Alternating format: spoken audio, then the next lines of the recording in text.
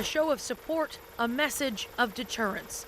The U.S. sending warships closer to Israel in the eastern Mediterranean. Its fighter plane squadrons in the region will be getting a boost too. A first tranche of American military support for its ally. Our first focus is to make sure that Israel has what it needs to deal with the situation in Gaza.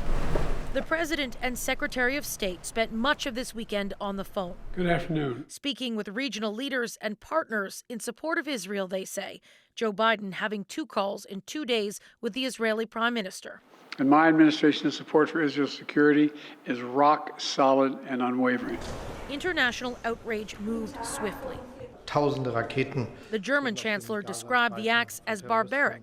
The British Prime Minister called for calm. And both the UK and allies have urged everyone in the region not to use this as an opportunity to incite further violence or hatred. Ahead of an emergency meeting of the UN Security Council, Israel's ambassador demanded a formal condemnation. Good afternoon. What we are witnessing are war crimes, blatant, barbaric war crimes. But the Palestinian UN representative accused Israel of violating international law.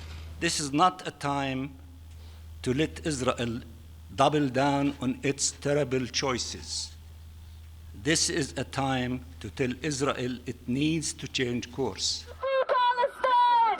Not far from the UN, dozens of pro-Palestinian demonstrators gathered to denounce U.S. support for Israel. I'm here to send a message that the Palestinian people are not alone. The same message carried by protesters in front of the White House. But the Biden administration is looking into additional ways it can get support to Israel. Amid deep concern, this is the start of what could be a long, drawn-out conflict. So, Katie, what options are the Americans looking at when it comes to additional supports? Well, they're looking at more military aid, getting more resources into the region. The White House can also look to lawmakers to pass additional spending packages, but they can't do that until they elect a new House Speaker. This crisis underscores the urgency to get a speaker in place so that Congress can function.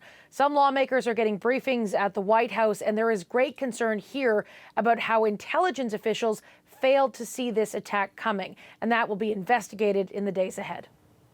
Katie Simpson in Washington, thank you.